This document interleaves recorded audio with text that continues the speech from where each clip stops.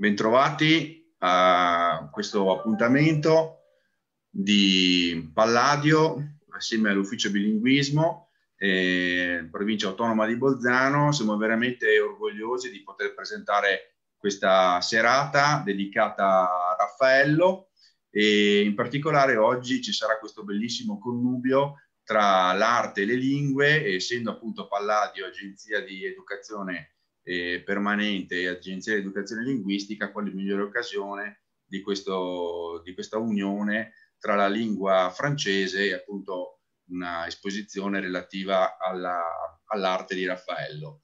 Io non mi dilungherei oltre, sono veramente contento di poter collaborare come sempre con la provincia autonoma di Bolzano. Ringrazio il direttore dell'ufficio bilinguismo Luca Bizzarri e passerei la parola a Donatella Ricchetto per andare oltre nella presentazione.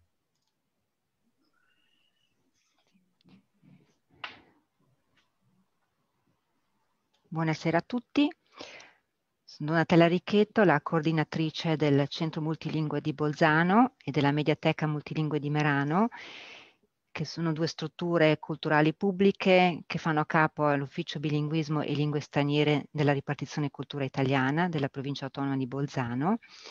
Abbiamo organizzato questa iniziativa che rientra appunto nell'ambito delle attività di promozione delle lingue straniere attraverso offerta culturale di altri paesi e questa conferenza viene trasmessa in diretta sul profilo Facebook del Centro Trevi Lab. La relatrice che abbiamo invitato è Juliette Ferdinand, professoressa di Storia dell'Arte e dell'Architettura a Verona, nonché insegnante e relatrice culturale dell'Alliance Française di Verona, con la quale il nostro ufficio collabora da diversi anni nell'organizzazione degli esami di certificazione linguistica di francese e con la quale stiamo anche avviando un percorso culturale anche per l'apprendimento e il piacere di poter ascoltare e seguire delle attività in francese. Et Juliette nous proposera de retracer le parcours de l'exposition des galeries et des scuderies del Quirinale qui a eu lieu cette année afin de permettre de connaître mieux l'artiste. Une partie sera dédiée aux tapisseries puisqu'elles sont à l'honneur de l'exposition de Raffaello qui est ôtée chez le Centro Trevi Lab. Je vous souhaite un bon voyage dans le monde de l'art de Raffaello et je donne la parole à Juliette. Bonsoir, bonsoir à tous et merci Donatella et merci au Centro Trevi, Centro Palladio pour cette invitation. Alors, nous allons, comme le disait Donatella, on va faire une visite virtuelle ensemble de la très belle exposition qui a eu lieu à Rome, au Scuderie di Quirinale,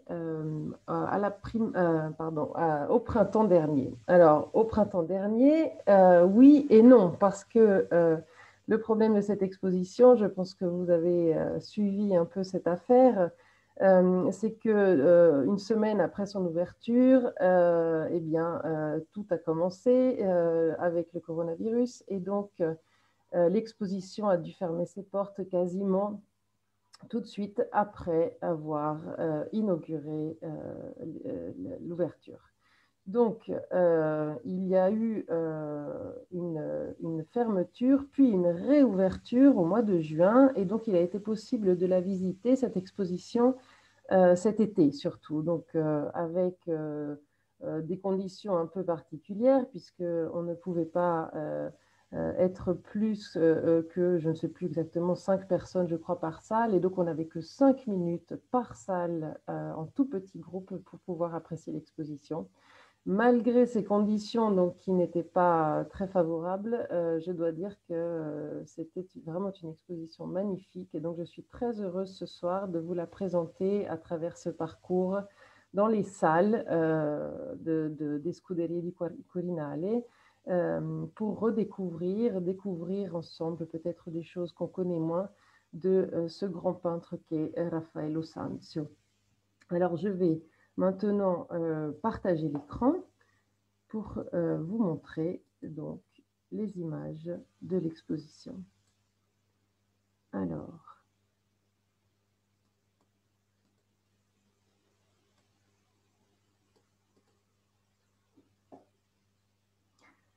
voilà, alors donc cette soirée sur Raffaello a deux titres. L'un, c'est Harmonie et grâce dans la peinture de Raffaello Sanzio, génie de la Renaissance. Donc ça va être notre fil conducteur.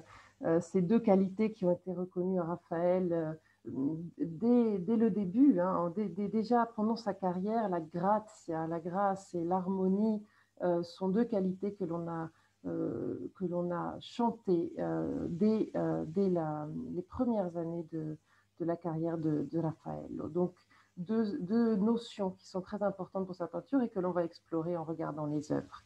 Et puis, le sous-titre, si vous voulez, c'est la visite virtuelle de l'exposition, puisque comme je vous disais, ça ne va pas être une soirée, 1 heure sur Raffaello en général, mais je vais vraiment vous emmener à l'intérieur de cette exposition et donc suivre le fil conducteur qu'ont choisi les commissaires de l'exposition. Alors, j'ai eu la chance d'entendre Marzia Faietti, qui est l'une des commissaires de cette exposition, qui est venue à Vérone, à la Grande Guardia, pour présenter l'exposition. Et sa conférence était intitulée « Raffaello ai tempi del coronavirus ». Donc, elle nous a présenté cette exposition en s'attachant aussi à présenter toutes les difficultés qui ont été liées à la réalisation d'une exposition de cette ampleur avec toutes les contraintes que nous connaissons très bien. Donc, elle a parlé d'une exposition impossible. L'exposition impossible, déjà, dans leur projet, elle était impossible. Pourquoi? Parce que Raphaël, c'est le peintre des grands décors qui ont fait sa gloire. Donc, les grands décors, ce sont les chambres du Vatican, ce sont les décors de la Villa Farnesina, ce sont les grandes tapisseries aussi dont on va parler aujourd'hui. Et ce sont donc des œuvres qui sont absolument intransportables, inexposables. Donc, comment faire une exposition en parlant d'un peintre de grands décors comme Raphaël? Une exposition impossible aussi parce elle relève un défi. Regardez le titre de l'exposition Raffaello 1520-1483. Il y a beaucoup de gens qui ont pensé qu'il s'agissait d'une erreur, puisqu'on a l'habitude de voir évidemment les expositions avec les dates de vie et de mort dans le sens chronologique et non pas à rebours, comme ça a été choisi par les commissaires de l'exposition. Alors pourquoi aller à rebours? Pourquoi partir de la mort de Raphaël? Tout d'abord parce que 1520, le cinquantenaire, donc 2020, donc on est dans le cinquantenaire de la mort et non pas de la naissance. Donc partir de la mort, c'est d'une certaine manière s'interroger aussi sur tout le mythe et la légende qui a été créé tout autour de cette mort de Raphaël, cette mort qui est devenue presque une divinisation de ce peintre, hein, qui était surnommé le Divin Pittore, le peintre vivant. Donc 1520. Et c'est aussi une manière pour les commissaires de l'exposition de nous montrer un peintre sous un regard nouveau, Raffaello, mais en allant à rebours, donc en mettant l'accent peut-être sur des choses qui d'habitude ne sont pas au centre de l'attention. Donc une exposition impossible finalement, troisième raison évidemment, le Covid, le coronavirus qui a poussé les commissaires de l'exposition à s'interroger sur comment faire une exposition quand les portes sont fermées. Alors là, à Bolzano, vous avez exactement cette situation avec l'exposition sur Raphaël que vous accueillez. Donc, comment faire? Tout à l'heure, Donatella nous a communiqué qu'il va y avoir justement une vidéo de fête sur l'exposition de Bolzano pour permettre de la visiter virtuellement. Alors, c'est une très bonne initiative et c'est ce qu'ont fait aussi les commissaires de l'exposition de la grande exposition romaine avec beaucoup de vidéos qui ont été faites pour approfondir, pour voir l'exposition, etc. Je vous encourage à aller voir sur Internet ces vidéos si vous voulez approfondir, qui sont très intéressantes.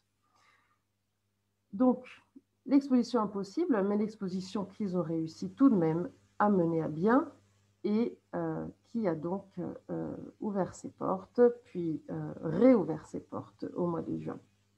Donc voici une vue des Scuderie di Quirinal, et c'est un lieu d'exposition qui fête ses 20 ans cette année.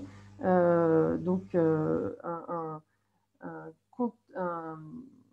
contenant, si vous voulez, qui est vide, c'est simplement un lieu d'exposition, il n'y a pas de collection permanente, mais disons que c'est le lieu le plus prestigieux peut-être en Italie, puisqu'il est à 2 pas justement du Quirinale.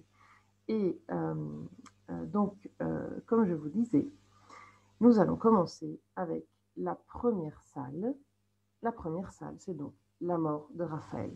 Alors, il s'agit dans cette première salle de s'interroger justement, comme je vous le disais, sur le mythe qui a été créé autour de ce peintre. Et pour illustrer cette mort, cette vie légendaire, les commissaires d'exposition ont décidé d'exposer plusieurs tableaux, dont l'un est justement d'un peintre français, Pierre Nolasque-Bergeret, qui est un peintre du XIXe siècle et qui représente ici les honneurs rendus à Raphaël après sa mort. C'est un peintre, c'est une typologie de peinture que l'on trouve au XIXe siècle, non, la peinture qu'on appelle troubadour, c'est-à-dire ces peintures qui représentent les grands moments de la vie et de la mort des grands personnages qui ont marqué l'histoire. Et on a toute une série de peintres français comme ça qui représentent la mort de Léonard de Vinci, la mort de Raphaël, mais aussi les grandes rencontres, les grands moments de leur vie. Alors ici, on a donc ce peintre qui n'est pas du tout connu, hein, très peu connu en tout cas, mais qui est peut-être connu justement pour ce tableau parce qu'il est assez intéressant. Alors, il faut savoir que ce tableau a été accompagné par un croquis de l'auteur qui spécifiait les personnages qu'il avait voulu représenter au chevet de Raphaël. Alors, on voit ici le peintre, évidemment, qui est couché dans son lit, le corps du peintre mort, et nous allons voir les plus grands personnages qui sont venus lui rendre hommage. Alors, vous voyez ici le pape Léon X, le grand mécène de Raphaël, mécène, mais aussi, on peut dire, un ami, puisque dans les lettres dont on a la trace, il y a vraiment un rapport d'amitié entre eux. Une osmose, une fusion intellectuelle qui s'est accomplie entre ces deux esprits. Donc Léon X, grand mécène, qui avait mis tous ses espoirs en Raphaël pour la restauration de Rome, de la gloire passée de Rome. Il est ici à son chevet, il lui tend une couronne de fleurs, donc symbolique, pour lui rendre hommage. Nous avons aussi ici Giuliano de Medici, Jules de Médicis, qui va devenir le pape Clément VII, qui tient un crucifix et qui nous regarde. Ici, cet homme avec le chapeau de cardinal, c'est Pietro Bembo. Pietro Bembo, c'était un grand lettré, je pense que vous le connaissez. Pietro Bembo qui va aussi écrire l'épitaphe de Raffaello sur sa tombe. Il y a aussi, dans l'encadrure de la porte, dans le fond du tableau, nous avons Michel-Ange et Sebastiano del Piombo, qui était, Michel-Ange, c'était un peu le rival de Raphaël. Ils n'ont pas eu des rapports extrêmement bons, mais tout de même, le grand maître de la chapelle Sixtine vient rendre hommage, lui aussi, à Raphaël. Donc vous voyez, il y a un petit peu dans ce tableau tout Rome, toute la Rome importante, des intellectuels, des artistes et des hommes de pouvoir, hein, des ecclésiastiques, qui sont venus rendre hommage à Raphaël. Et puis, il y a un petit détail qui est intéressant, et on va revenir dessus. Vous voyez ici un tableau, c'est la transfiguration du Christ, et c'est le tout dernier tableau de Raphaël, et c'est celui qui a été mis à son chevet, justement, sur son lit de mort.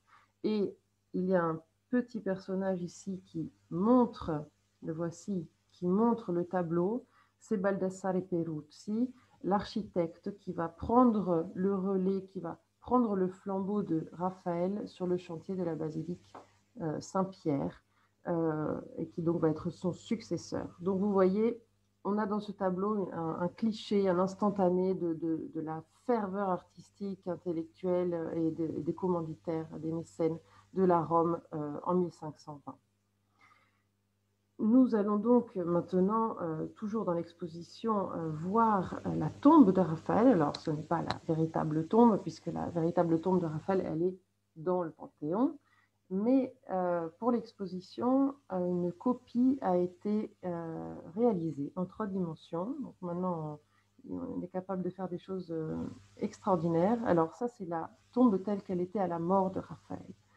Alors, c'est très symbolique, évidemment, d'avoir choisi, c'est Raphaël qui a choisi d'être enterré au Panthéon, et c'est vraiment très parlant si l'on veut comprendre mieux le personnage de Raphaël, ses ambitions et son importance pour la Renaissance. En effet, le Panthéon, c'est le lieu de Rome qui symbolise le mieux l'Antiquité, l'Antiquité romaine, la gloire passée de Rome. C'est un chef-d'œuvre d'architecture qui passionne tous les architectes à partir du XVe siècle parce qu'il est cité toujours comme exemple de perfection, de proportion, d'harmonie des formes. Et donc les architectes de la Renaissance s'en inspirent, le copient, le dessinent, l'étudient comme un exemple, un modèle suprême à suivre.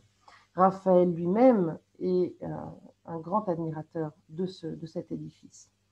Évidemment, le Panthéon, à l'époque où il a été construit, c'était le temple de tous les dieux. À l'époque de Raphaël, il avait été converti déjà en église. Donc Raphaël choisit de se faire enterrer dans le lieu le plus proche, si vous voulez, du passé antique qu'il aimait tant, le lieu aussi qui est une célébration de l'harmonie entre les différentes religions, puisque c'est un lieu, le Panthéon, le lieu de tous les dieux. Donc c'est un lieu de paix, et Raphaël a toujours, à travers sa peinture, célébré cette idée de paix et d'harmonie. Hein, je vous disais que c'est une des qualités qu'on lui trouvait dans sa peinture, la paix, l'harmonie, la grâce. Donc le contraire d'un peintre belliqueux ou de terrible comme pouvait l'être un peu Michel-Ange. Donc le Panthéon, lieu de paix, lieu d'harmonie, lieu de réconciliation aussi, et surtout peut-être entre le passé et le présent, entre la religion païenne et la religion chrétienne. Un lieu extrêmement symbolique qui correspond à tous les intérêts que Raphaël a développés pendant sa vie. Et puis, il y a aussi une grande ambition de la part de Raphaël dans le fait de choisir ce lieu, évidemment, puisque, je vous le dis, c'est le centre de la Rome antique, c'est le lieu le plus prestigieux qu'il pouvait choisir. D'autres artistes après lui vont choisir d'être enterrés dans ce lieu, mais c'est lui qui ouvre la voie, si vous voulez. Et c'est seul Raphaël pouvait se permettre une telle ambition, si vous voulez. Donc, il choisit le Panthéon, et il choisit aussi de rénover donc une niche pour placer sa tombe. Il demande aussi à son ami et collaborateur, le sculpteur Lorenzetti, de lui réaliser cette sculpture d'une Vierge à l'enfant, que vous voyez ici. Donc, je n'ai pas de détails, je pensais. Et c'est une Vierge à l'enfant qui s'inspire énormément aux Vénus antiques qu'il a pu voir justement à Rome. Donc la commande de Raphaël là montre aussi cette idée de réconciliation entre culture païenne, culture romaine et culture du présent et culture chrétienne. Et puis cette tombe est très importante aussi et très connue pour cette épitaphe que Pietro Bembo, le grand lettré, dédie à Raphaël, et je vous la lis en français. Si j'y Raphaël, tant qu'il vécut, la nature craint d'être vaincue. Aujourd'hui qu'il est mort, elle craint de mourir. Ça pourrait sembler un peu un lieu commun quelque part pour ceux qui connaissent un petit peu l'histoire de l'art, cette idée que le peintre est plus habile que la nature ou réussit à rivaliser avec la nature. Mais ici, il y a quelque chose qui va encore plus loin, parce qu'il y a comme une réinvention de la nature de la part de Raphaël. Et le fait, il faut toujours se mettre dans dans l'esprit et dans le regard des personnes du XVIe siècle, des gens du public du XVIe siècle, devant un tableau. Quand les critiques d'art de l'époque parlent de peinture qui est plus vraie que la nature ou qui réalise avec la nature, il faut vraiment penser qu'à l'époque, il y avait très peu d'images. Et un tableau avait un impact sur le spectateur beaucoup plus grand qu'il ne l'a aujourd'hui, où nous sommes au contraire envahis par les photos, l'image. On est dans le règne de l'image. À l'époque, les images étaient extrêmement rares, donc tout tableau fait avec de l'illusionnisme, avec une habileté particulière, avait un impact beaucoup plus grand. Donc, cette épitaphe, cet hommage que Pietro Bembo rend à Raphaël nous fait comprendre aussi pourquoi il était tellement apprécié, parce que vraiment, il réussissait à créer un effet de réalité sur le spectateur qui était extraordinaire. Nous allons donc à rebours dans la vie de Raphaël et nous entrons dans la deuxième salle, qui est une salle fondamentale pour cette exposition, vraiment une salle très intéressante. Elle est dédiée non pas à un tableau ou à un mécène, mais à une lettre.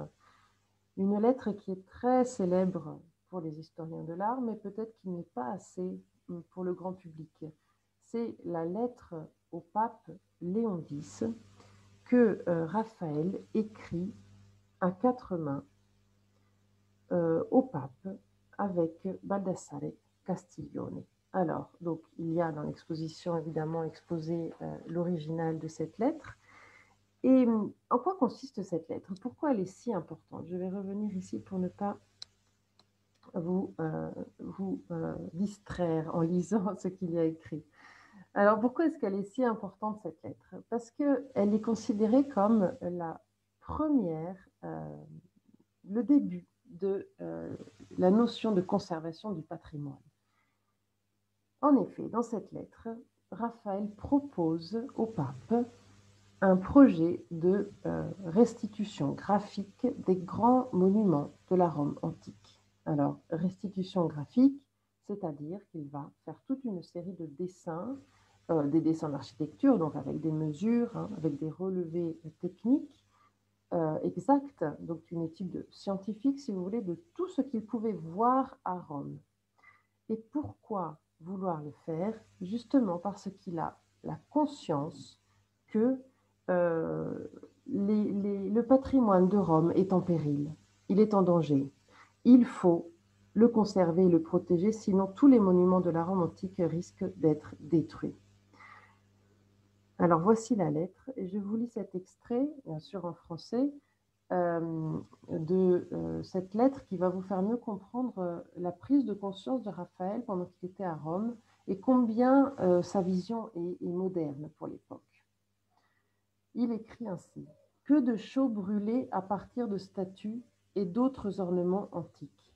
Oui, j'ose affirmer, toute cette Rome nouvelle, si grande puisse-t-elle être, si belle, si riche en palais, églises et autres monuments visibles aujourd'hui, elle est tout entière bâtie avec de la chaux fabriquée à partir des marbres antiques. Ce n'est pas sans regret que je me souviens des belles choses détruites depuis que je suis à Rome, il y a moins de 12 ans. » Excusez-moi, je dois m'interrompre une seconde car j'ai mon petit garçon qui est entré. Je suis désolée, c'est les problèmes du direct. Excusez-moi une seconde. Excusez-moi les enfants, mais je suis en train de faire une conférence.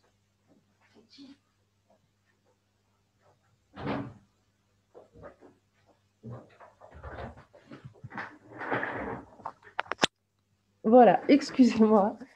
Je reprends. Donc, nous étions en train de parler de cette lettre qui est fondamentale, je vous disais, pour l'histoire de l'art et de la conservation en général. Cette conscience, donc vous vous rendez compte qu'en 12 ans, Raffaello dit avoir vu des belles choses détruites, des monuments détruits. Il a observé la population en train de piller, utiliser tout simplement les matériels de pierre, de briques, etc., pour leurs propres habitations, en prenant des choses provenant de monuments antiques. Alors pour nous, aujourd'hui, c'est évidemment quelque chose difficilement imaginable, mais évidemment, à l'époque, c'était tout à fait normal. Donc, il déplore ceci, et c'est avec cette lettre que naît cette idée de l'importance de préserver l'histoire, les monuments de l'histoire d'un pays, d'une ville. Alors, je vous montre ce tableau qui était dans la salle, exposé dans cette salle, et qui est, je pense, illustre bien cette idée de ville, Rome, envahie par les ruines, en même temps de manière complètement anarchique, sans aucune règle, et de ruines qui sont vouées à disparaître. C'est un peintre flamand ici qui nous montre une vision de Rome évidemment complètement fantaisiste, d'une Rome envahie justement par ces ruines, et qui a une espèce de... C'est une espèce de vanitas, une vanité, si vous voulez, pour montrer combien les constructions faites par l'homme sont vaines et disparaîtront, tout comme lui-même. Nous sommes tous voués à disparaître et à devenir de la poussière.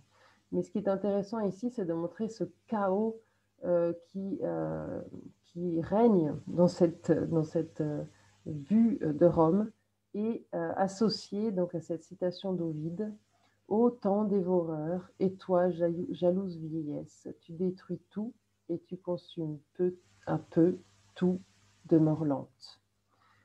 Donc, une citation d'Ovide des Métamorphoses. Alors, il y a cette idée de temps qui passe irrémédiablement. Alors, Raffaello, avec ce projet qui a été approuvé par le pape, tente de freiner, d'empêcher en tout cas ce phénomène.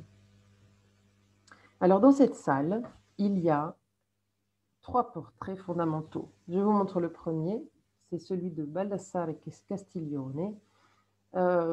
Pour ceux d'entre vous qui ne le connaissent pas, il s'agit d'un grand lettré, grand ami de Raphaël, qui a donc aidé le peintre à écrire la lettre au pape, puisque évidemment Raffaello était un homme de grande culture, mais il n'était pas un lettré. Donc Baldassare Castiglione l'aide à rédiger cette lettre, et dans ce tableau, c'est peut-être le portrait le plus célèbre que Raffaello a fait. C'est un portrait qui est extraordinaire pour plusieurs raisons. Alors, Baldassare Castiglione, c'est l'auteur d'un traité, ou un manuel, peut-être la parole est plus juste, qui s'appelle Il Corteggiano. Il Corteggiano, le courtisan. C'est un espèce de best-seller à l'époque. Toutes les cours d'Europe se l'arrachent, entre guillemets. C'est un livre qui va être traduit dans beaucoup de langues, qui va circuler énormément, et qui devient donc un espèce de manuel du bon courtisan. Des bonnes manières, mais aussi des valeurs que doivent partager les courtisans, qu'ils doivent porter, mettre en avant. Dans ce manuel, il y a une notion qui est centrale, et c'est celle de la sprezzatura. Alors, je l'ai laissé en italien, puisque ça ne se traduit pas en français. Si vous voulez, il n'y a pas une traduction exacte. On pourrait l'appeler, on pourrait la traduire par désinvolture, peut-être. La sprezzatura, c'est le fait de ne pas montrer l'effort que l'on fait, de toujours avoir l'air d'avoir de la facilité dans ce qu'on fait, de ne pas montrer ses sentiments aussi. Donc, toujours se comporter de manière impeccable, même en cas de difficulté. Et quand on fait quelque chose qui peut être de la musique, de la poésie ou un autre art qui est apprécié à la cour, ne pas montrer quel effort cela nous a coûté. Donc c'est, si vous voulez, une illustration peut-être plus parlante. C'est comme la ballerine classique qui exécute un pas extrêmement difficile pour lequel elle a travaillé pendant des années, mais qui garde le sourire. Voilà, c'est la sprezzatura, c'est ça, c'est ne pas montrer ses efforts et sa fatigue. Alors, c'est intéressant puisque dans ce portrait, on a l'impression que Raffaello veut montrer cette sprezzatura du côté du peintre. je m'explique. Le tableau est extrêmement sobre. La palette de couleurs qu'utilise Raffaello est restreinte. Elle va du blanc au noir en passant par le marron. Il y a seulement une touche de couleur, vous voyez, c'est celle des yeux bleus, des très beaux yeux de Baldassare Castiglione, qui regardent droit devant le spectateur. C'est un tableau donc, qui ne déploie pas d'effets de couleurs, d'effets chromatiques très importants, très, disons, qui cherche l'effet en utilisant des moyens habituels, non? On va voir après avec le portrait du pape que le rouge donne une beauté, une richesse au tableau de manière spectaculaire. Ici, non. Il ne s'agit pas de donner une richesse à son tableau par les couleurs, mais par une profondeur psychologique qui est extraordinaire. Donc, il utilise peu de couleurs, mais il les utilise de manière magistrale. Donc, on a une très, très, très haute qualité dans le rendu des textiles, le rendu aussi des poils de la barbe, par exemple, de Castiglione, sa chemise qui est en dessous avec les plis blancs, avec les jeux d'ombre et de lumière extrêmement délicats, extrêmement bien rendu. Là, évidemment, je vous le dis, il faudra aller voir le tableau dès que ce sera possible. J'espère qu'on peut le comprendre un petit peu à travers ces images. Évidemment, le moyen pictural ici nous manque un petit peu. Mais je pense que vous connaissez ce tableau et que vous avez une petite idée des choses dont je suis en train de vous parler au niveau vraiment pictural. Donc, c'est un tableau extraordinaire parce qu'avec très peu de moyens, Raphaël réussit à transmettre la personnalité de son ami, et il montre donc avec une extraordinaire facilité, apparente bien sûr, avec la sprezzatura, combien il est capable de faire un portrait d'une grande profondeur psychologique. Le deuxième tableau qui est dans cette salle dédiée à la lettre à Léon X, c'est l'autoportrait avec un ami donc qu'on ne connaît pas, dont l'identité est encore mystérieuse.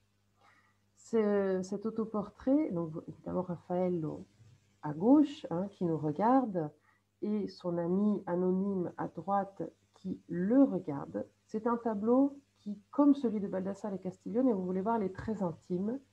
Il utilise peu de couleurs. On reconnaît un peu le même style, le même esprit que le portrait de Castiglione. Donc, Raffaello qui nous regarde. Et là, c'est très intéressant ce tableau pour le jeu de regard, le jeu de miroir qui est présent. Raffaello nous regarde.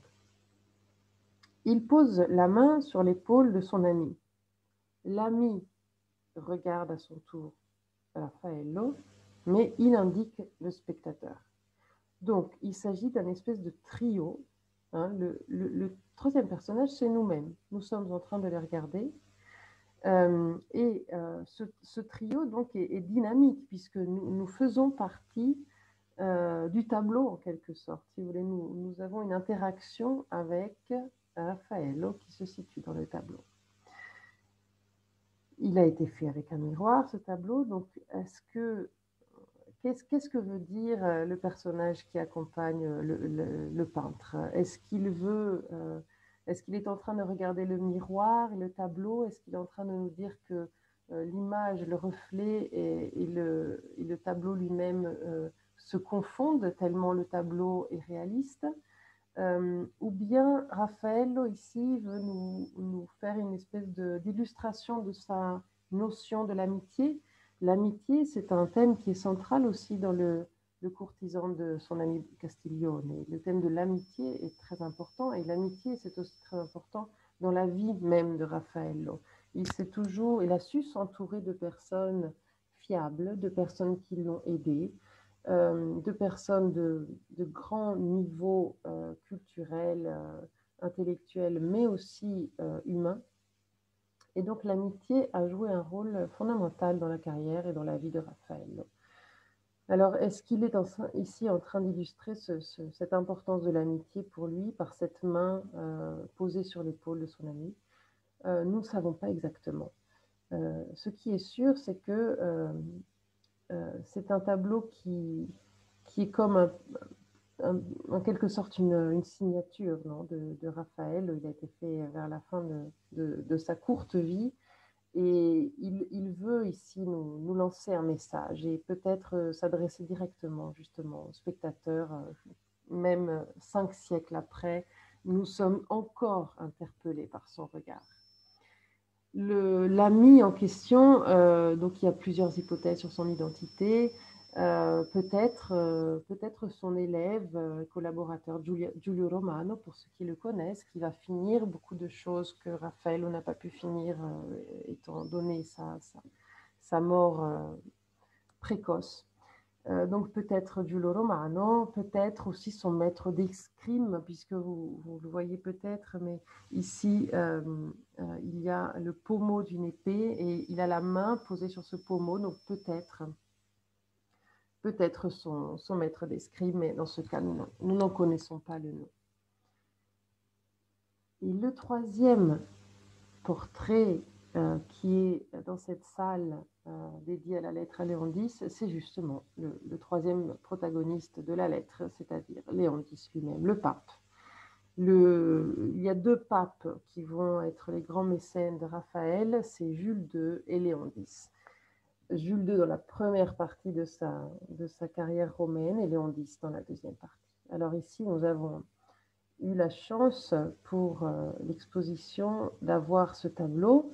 Il y a eu quelques polémiques autour de ce prêt, puisque c'est un tableau qui est très fragile, mais qui vient d'être restauré. Donc il avait subi quelques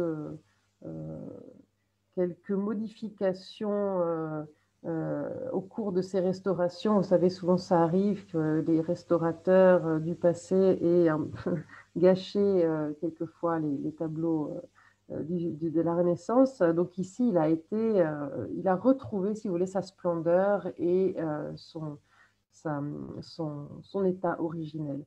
Donc c'est un tableau qui est vraiment très, très, très, très beau à voir et qui méritait d'être à l'exposition. Donc finalement, un accord a été trouvé, il a pu être amené à l'exposition, il a été exposé et donc on a pu profiter de cette nouvelle splendeur. Donc ici, vous voyez une grande différence avec les tableaux précédents. Dans l'esprit même du tableau, ici, nous avons affaire à un portrait officiel, un portrait du pape dans toute sa splendeur. Et je vous invite à apprécier ici les couleurs, contrairement au tableau que nous venons de voir. Ici, c'est vraiment l'insistance sur ce rouge qui est décliné dans toutes ses nuances. Et nous avons, quand Marcia Fayetti est venue à Vérone et a parlé de ce tableau, elle parlait d'une symphonie de rouge. Je trouve que c'est un terme, une expression très bien trouvée. Nous avons toutes les nuances de rouge et évidemment le rouge, c'est la couleur du pouvoir, c'est la couleur de l'Église, du cardinal, du pape. Donc c'est la couleur la plus haute, si vous voulez, dans le clergé. Donc une insistance sur ce rouge et puis une insistance aussi sur l'érudition et l'activité de mécène de ce pape, puisqu'il aurait pu choisir d'autres façons de se faire représenter. Regardez les objets qu'il a choisis. Une Bible précieuse, enluminée, qui semble avoir juste fini de lire. On aurait dit qu'il était plongé dedans et que pour le tableau, pour son ami Raphaël, il est sorti de sa lecture et il regarde vers une destination que nous ne connaissons pas. Il a encore la loupe dans la main, une précieuse loupe dorée, et puis à côté de cette Bible, il y a une cloche finement ciselée, donc un objet d'orfèvrerie extrêmement précieux. Donc il choisit, le pape, de se faire représenter avec ces objets qui dénotent une grande culture et un amour pour les arts. Et vous voyez que ces objets sont en premier plan du tableau, encore avant le pape lui-même. Le pape ne nous regarde pas, il est dans une attitude officielle, il trône, hein, mais il est absorbé, il regarde ailleurs, hein, vers peut-être des projets futurs, peut-être le futur. Et c'est important que j'insiste sur ce futur parce qu'il y a plusieurs lectures à ce portrait. Vous voyez que le pape n'est pas seul. Il est entouré des cardinaux, Jules de Médicis à gauche et Luigi de Rossi à droite. Or, ces cardinaux ne sont autres que ses cousins. Donc, 3 membres de la famille Médicis sont représentés ici dans ce tableau. Donc, une première lecture est celle d'un pape mécène, érudit, amant des arts. Une deuxième lecture, c'est la célébration dynastique de la famille Médicis. Jules de Médicis, à gauche, deviendra le pape Clément VII, donc le successeur de Léon X. De l'autre côté, le cardinal Luigi de Rossi a un rôle diplomatique important à l'époque.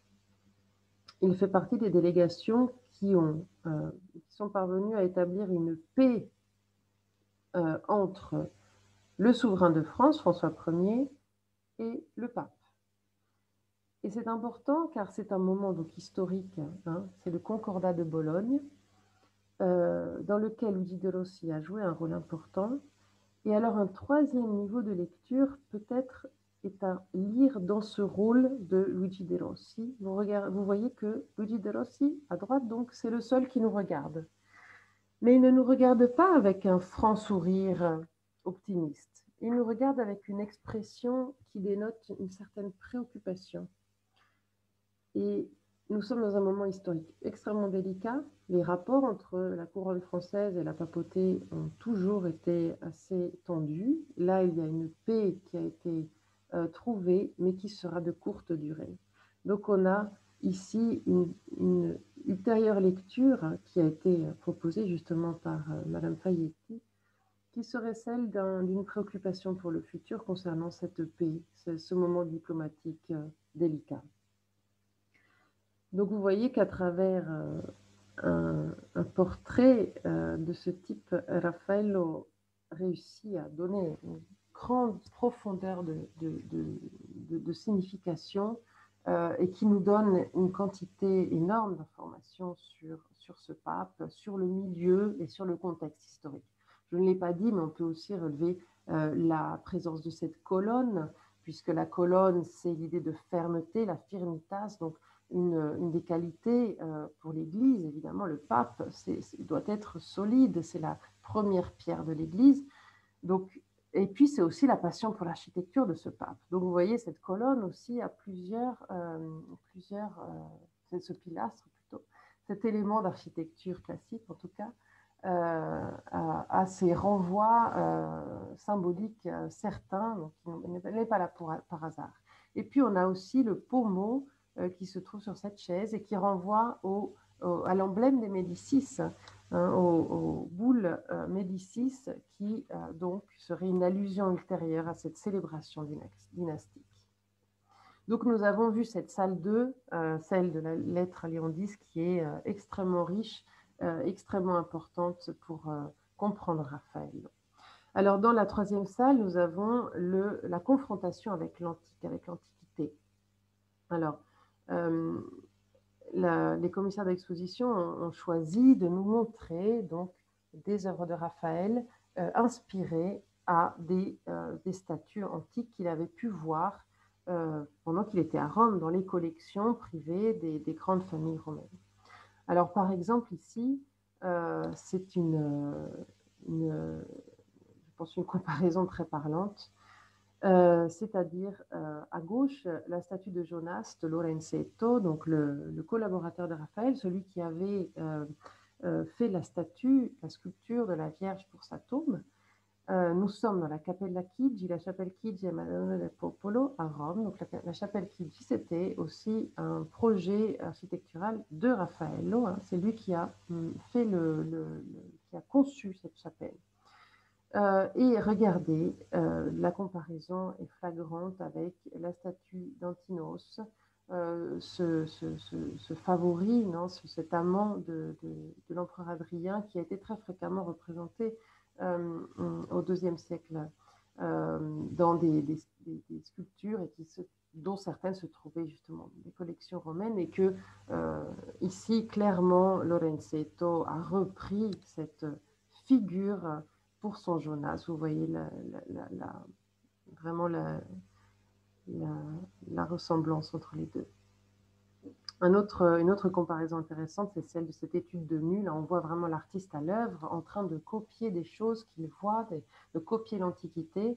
Donc, il s'agit du torse Sassi, qui se trouvait dans une collection romaine juste lorsque Raphaël y était. Donc, il a clairement vu ce torse, il l'a clairement copié, vous voyez là ici à gauche. Et à partir de là, il a élaboré cette pose et il l'a utilisée pour des compositions qui sont des études préparatoires à des œuvres qu'il va lui-même réaliser. Donc vous voyez la torsion de ce torse, on la retrouve par exemple ici dans cette figure qui semble être probablement un Saint-Sébastien ou un Christ à la colonne, plutôt un Saint-Sébastien. Une figure donc qui reprend clairement cette étude du buste. Donc une comparaison très intéressante. Et puis, je vous propose ce troisième exemple qui est celui entre la Visitation, donc un tableau de Raphaël qu'il avait réalisé pour son ami Giovanni Battista Brancogno dell'Aquila, pour lequel il va réaliser aussi la façade d'un palais que l'on va voir après. Et donc, la confrontation entre cette visitation, cette iconographie, donc Marie qui rend visite à Élisabeth, les deux femmes qui sont enceintes et qui se rencontrent, et puis, vous voyez, la disposition est identique. Il s'agit de la dextraromuncio, donc c'est une cérémonie romaine pendant le mariage, en fait, le moment où des époux se serrent la main. Donc vous voyez que Raffaello a repris exactement cette pose, hein, les deux personnages debout, la femme qui tient la main de son mari et qui met une main sur l'épaule de son mari, Élisabeth qui fait la même chose pour Marie, qui est de profil aussi, exactement comme l'épouse dans le bas-relief romain. Et puis, le mari, en ce cas, dans le bas-relief, et puis Marie dans la représentation de Raphaël, qui est de 3/4 et qui est dirigée vers le spectateur, et puis qui a cette position du bras qui est identique. Vous voyez les pieds aussi qui sont ouverts, hein, une espèce de contrapposto qui reprend parfaitement donc, cette iconographie. Donc c'est intéressant de voir comment un modèle païen ensuite vient réinterpréter de manière chrétienne. Et puis il y a un autre exemple, mais je vais aller un peu plus vite parce que je crois qu'il faut que j'accélère si on veut arriver à parler de tout. Donc un autre exemple, cette étude de nu pour la dispute du Saint-Sacrement qui reprend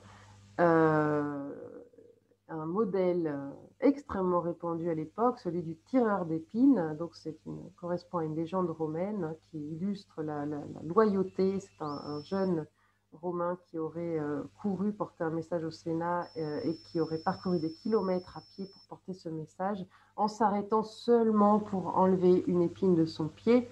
Donc, un exemple de loyauté, de sens civique.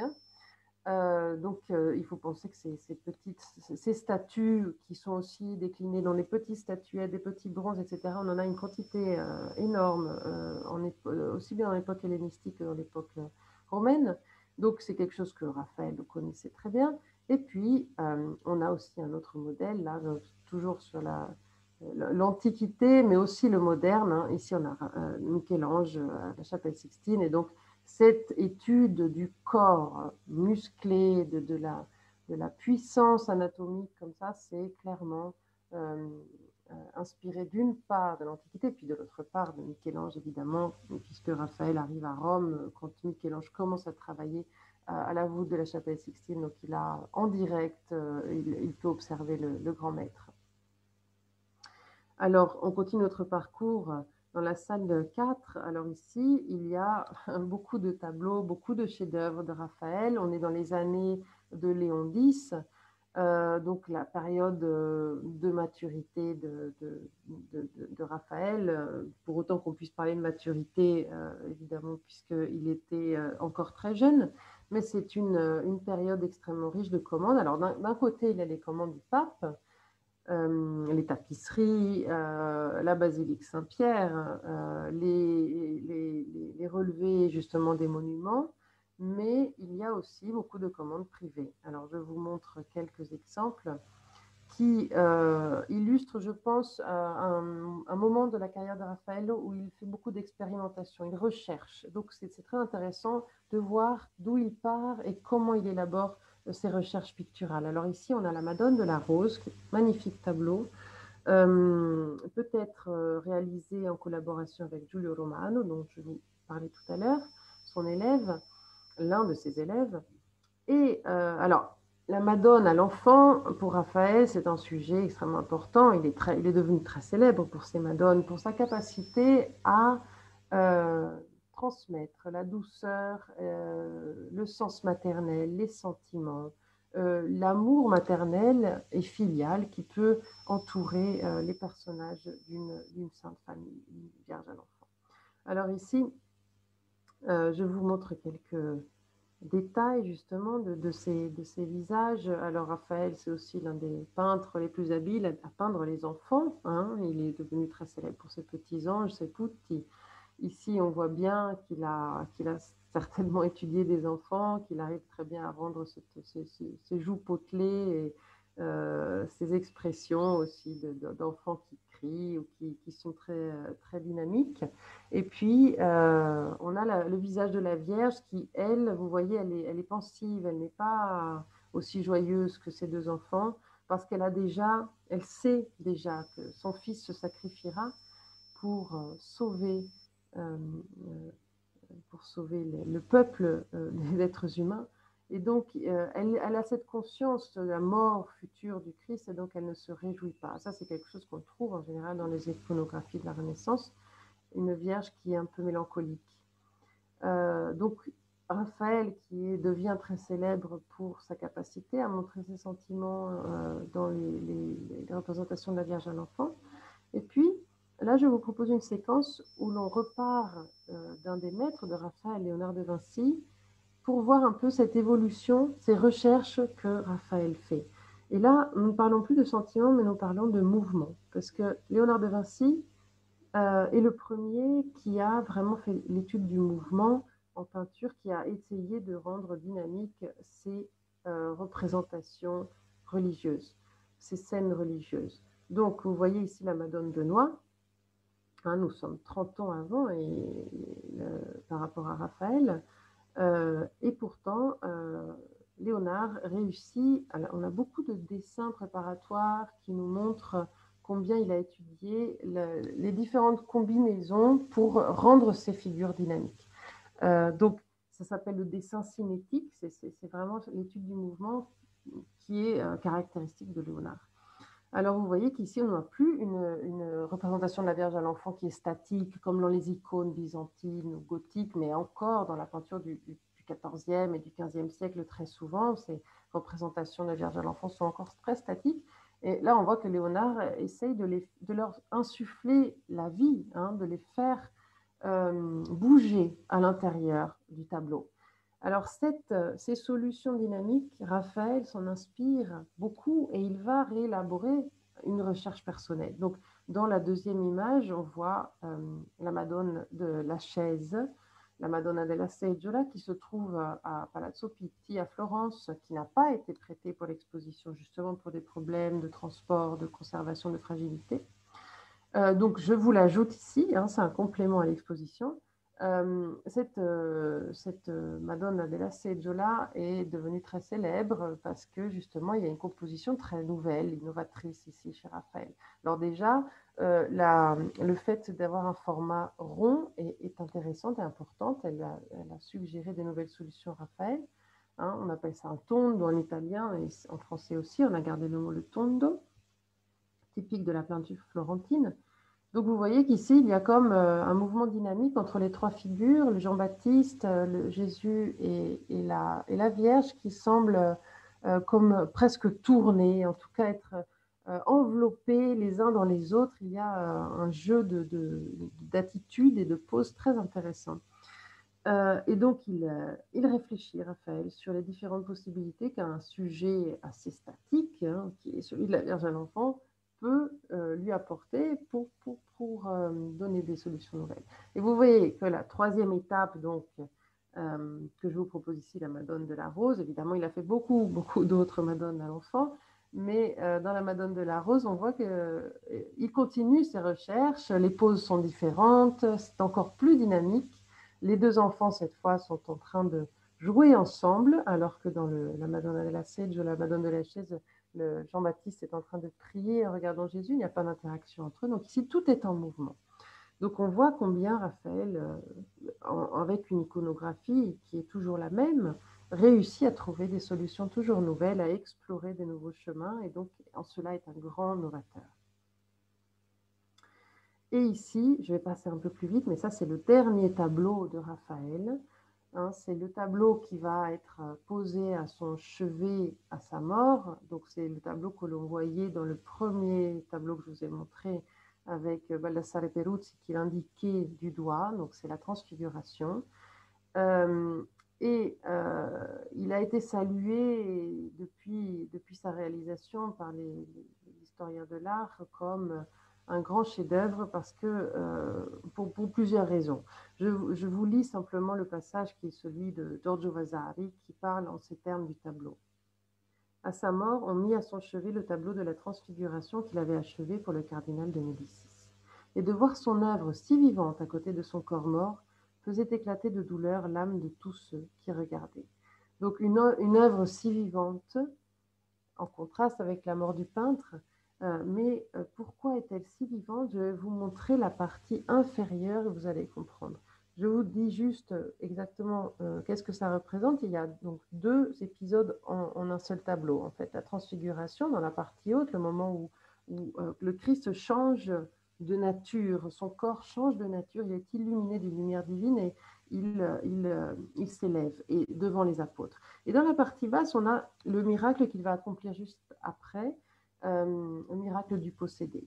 Et regardez, cette vie dont parle Vasari est certainement, se réfère certainement à cette étude de visage. Regardez la foule avec l'enfant là, hein, qui est possédé par le démon, avec les yeux révulsés, qui est des gestes incontrôlés, et la foule qui exprime tous les i moti dell'anima, on dit en italien, les mouvements de l'âme possibles.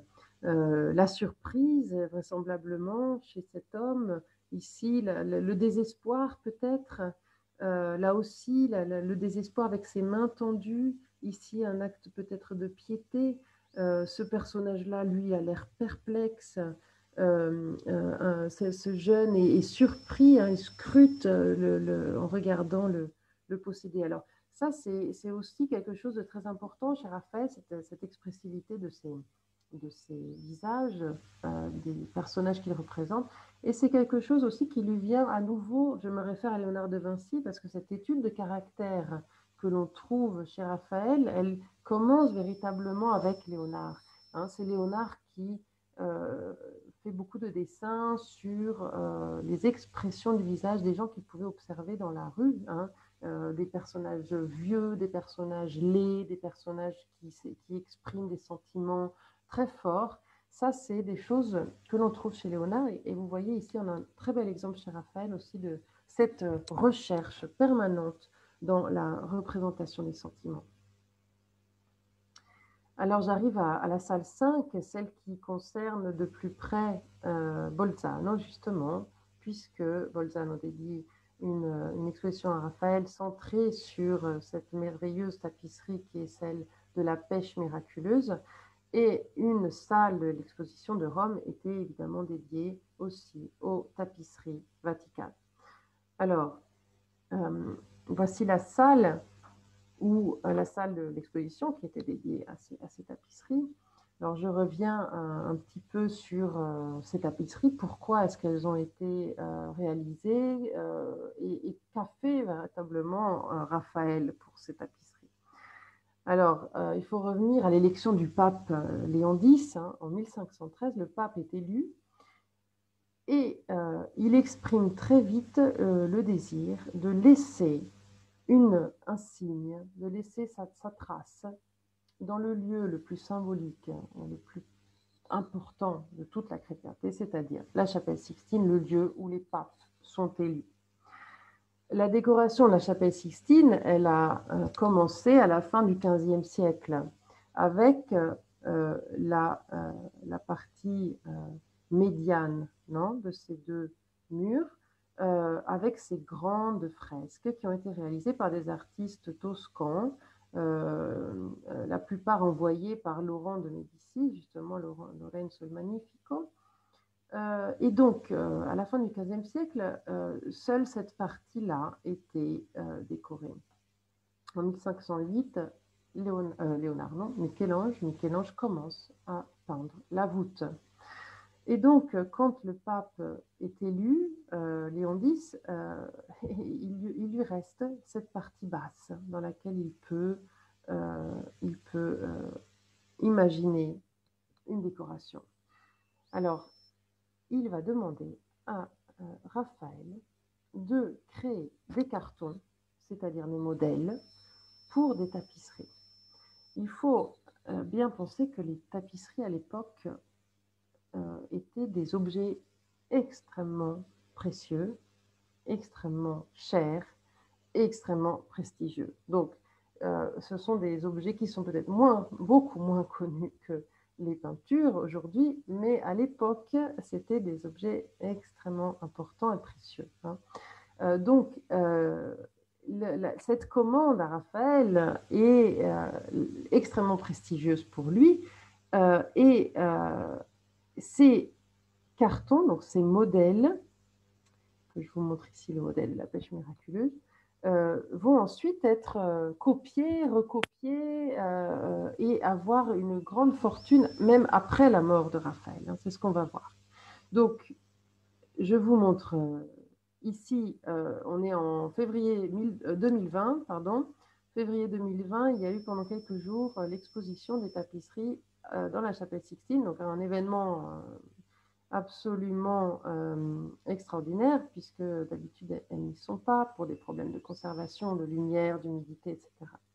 Donc, elles ont été en l'honneur du 5e de la mort de Raphaël, elles ont été replacées comme elles étaient à l'époque de Raphaël, justement dans la chapelle Sixtine. Ici, on a une image faite par un peintre français, d'ailleurs, Étienne Dupeyrac, qui nous montre en 1578 la chapelle Sixtine avec la décoration complète. Et on voit là, ici, il y a les tapisseries de Raphaël. D'ailleurs, celle-ci, justement, est la pêche miraculeuse qui est actuellement exposée à Bolzano et qu'on espère pouvoir aller voir bientôt dès que ce sera possible. Donc voici la fameuse tapisserie qui a été prêtée par les Galleria Nazionali delle Marche au centre Trevi de Bolzano. Alors je vais d'abord me concentrer sur le carton puisque c'est quand même le modèle, le point de départ.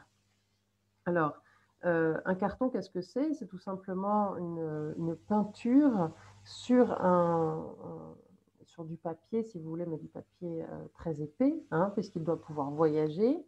Et puis, comme vous voyez, on voit très clairement que les cartons étaient découpés pour pouvoir être, d'une part, transportés, mais aussi pour pouvoir être utilisables par les tapissiers qui vont travailler ensuite. Donc, il s'agit d'énormes dessins, si vous voulez, en couleur, qui sont difficiles à concevoir pour le peintre, parce qu'il doit le concevoir non comme une peinture, mais comme une tapisserie. Donc, les couleurs que Raphaël utilise là dans le carton, par exemple, sont très proches de la gamme assez réduite que les tapissiers ont à disposition. Ensuite, il faut que les détails ne soient pas trop difficiles à reproduire. Il faut imaginer aussi sur des grands formats une composition qui soit adaptée. Donc, il y a toute une technique ici pour les cartons de tapisserie que Raphaël doit prendre en considération. Alors, la commande du pape, donc, c'était 10 cartons pour 10 tapisseries. Aujourd'hui, nous n'avons plus que 7 cartons et ils sont exposés, vous le voyez ici, à Londres, au Victoria and Albert Museum. Alors, pour l'exposition de Raphaël à Rome, le carton, il y a la reproduction d'un carton, excusez-moi.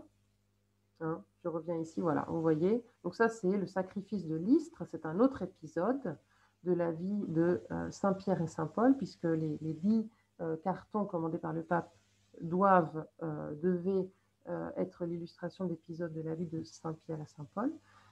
Et donc, il ne s'agit pas du carton original. Hein. Pour l'exposition, il a été réalisé une reproduction. Les cartons ne se déplacent plus. Ils sont trop fragiles.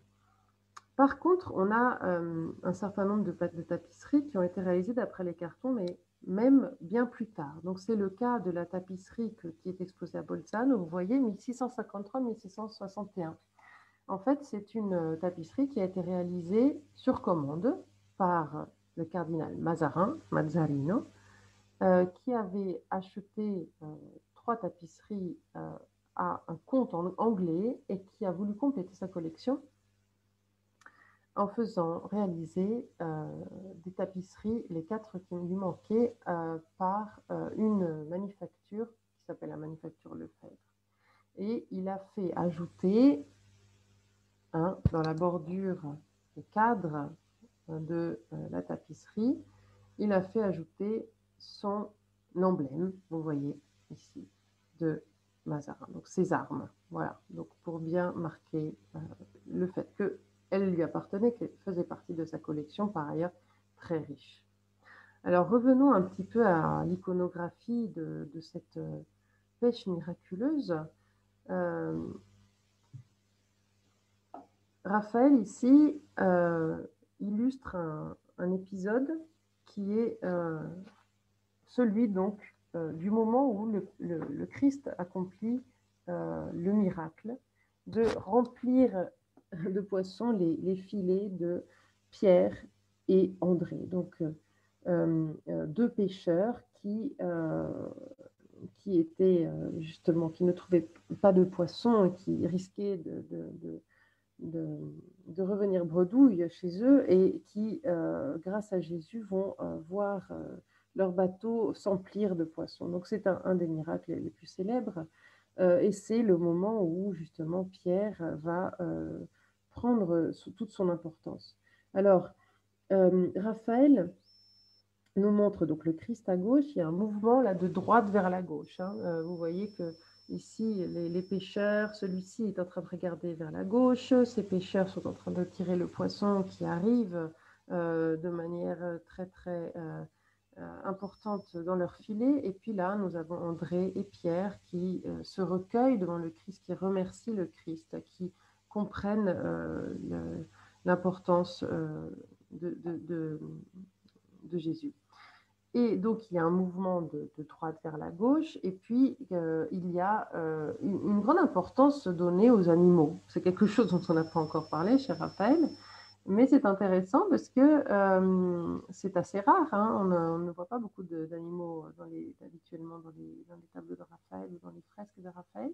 Et ici, vous voyez, en premier plan, nous avons 3 grues donc, qui attirent notre attention et qui nous font aussi nous poser quelques questions. Alors, sur le site du musée, le Victoria and Albert Museum, il y a une section vraiment dédiée aux animaux dans ce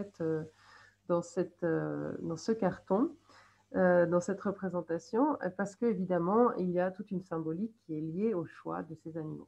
Mais avant de vous parler de cette symbolique, je voulais attirer votre attention sur 3 éléments ici qui sont importants. Raphaël, peintre de paysage, quelque chose qui n'est pas si fréquent non plus chez Raphaël. Hein. Ici, l'importance du paysage est très grande. Raphaël, peintre d'anatomie, vous voyez les personnages, les apôtres qui sont représentés de manière très musclée, donc à la Michel-Ange. Ici, il y a clairement une référence à Michel-Ange. Et puis, Raphaël, peintre justement d'animaux. Alors ça, et les animaux qui sont peints de manière très précise. Donc probablement qu'il y a eu l'aide d'un collaborateur ici, hein, un peintre spécialisé dans les animaux. C'était fréquent dans les ateliers d'avoir des spécialités. Donc des peintres, souvent des peintres flamands venaient travailler dans des ateliers italiens parce qu'ils se spécialisaient dans le paysage. Donc il pouvait y avoir un travail vraiment à plusieurs mains. Le troisième aspect, celui des animaux, est important parce que nous parlons d'un peintre de la Renaissance et que l'étude de la nature au XVIe siècle, il y a les premiers traités importants de zoologie, d'ornithologie, etc. Donc, on est en parallèle ici. On peut mettre en parallèle le développement des sciences naturelles et l'intérêt des peintres pour la représentation de la nature. Donc, il y a beaucoup de choses dans ce carton qui sont importantes et qu'on retrouve dans la tapisserie, bien évidemment, et qui sont des éléments clés, si vous voulez, de la renaissance de la culture, des arts à cette époque. Alors, je vous montre ici, je vous disais, hein, Michel-Ange, les références à Michel-Ange, mais en même temps, la représentation de la musculature et de l'anatomie, oui, mais d'une manière très différente de Michel-Ange, parce que Michel-Ange, c'est toujours très torturé, hein, c'est des poses qui ne sont pas naturelles, alors que chez Raphaël, on a cette monumentalité des corps, mais de manière harmonieuse, de manière pacifique, j'ai envie de dire. Sans une psychologie torturée comme on peut l'avoir chez Michel-Ange. Donc vous voyez la comparaison entre les deux maîtres, deux interprétations différentes, et en même temps, quand même, un Raphaël qui regarde Michel-Ange. Après, il y a quelque chose, une comparaison qui peut être intéressante. Je vous parlais des paysages, et Raphaël n'est pas un grand peintre de paysages. Pourtant, dans ce carton, on peut voir une grande importance donnée à ce paysage et on sait que Raphaël était un grand admirateur de Dürer et vice-versa. Hein, les deux se connaissaient, se regardaient par le biais de gravures notamment. Et donc, d'habitude, on rapproche ce carton de certaines gravures de Dürer que Raphaël aurait pu connaître. Et donc, cette idée du paysage lacustre avec une ville, le détail des toits, des différentes maisons, etc. C'est quelque chose qu'on trouve plutôt dans la peinture nordique d'habitude et qui pourrait être là aussi chez Raphaël une source d'inspiration. Et puis j'en viens aux animaux. Alors pourquoi tant d'animaux? Alors il y a certainement une interprétation symbolique à donner, notamment pour ces trois grues qui se trouvent en premier plan. Alors pourquoi des grues? On doit un petit peu se remettre dans l'état d'esprit de l'époque. Hein. Je vous ai dit, les premiers traités véritablement scientifiques sur la nature, ils commencent à être publiés au XVIe siècle. Mais on est encore très lié aux grands traités d'histoire naturelle romains, notamment Pline l'Ancien. Alors, il y avait beaucoup de croyances et de choses fausses dans ces traités, bien sûr. Donc, on a des animaux qui ont une symbolique liée à ces croyances antiques et qui sont souvent imaginaires. Alors, la grue, par exemple, est un symbole à cette époque de vigilance parce que Pline raconte que une grue monte toujours la garde pendant que les autres grues dorment et que ce gardien, donc cette grue qui contrôle la situation, a une pierre entre ses pattes et si elle s'endort, en fait, la pierre tombe. Vous savez, une patte qui est relevée avec la pierre dedans. Si elle s'endort, la pierre tombe, ce qui réveille les autres grues et donc le danger ne peut pas arriver. Donc, la grue devient un symbole de vigilance et également un emblème de l'autorité papale, donc le pape comme gardien de la chrétienté, comme gardien de ses fidèles et garant de la sécurité morale, en tout cas du peuple du Christ. Donc, ces grues sont une claire référence au pape, voilà, au commanditaire même des cartons. Les corbeaux sont négatifs puisque ils sont symboles, et c'est une symbolique qui est liée à l'arche de Noé encore, le Noé qui avait envoyé un corbeau pour voir si la terre, si les eaux étaient descendues et s'il pouvait revenir sur la terre ferme, et le corbeau qui n'est jamais revenu. Donc, c'est un symbole négatif. Alors, pourquoi est-ce qu'il est là? Peut-être pour montrer que la générosité, justement, de l'Église, c'est d'accueillir tout le monde, même les plus difficiles à convertir.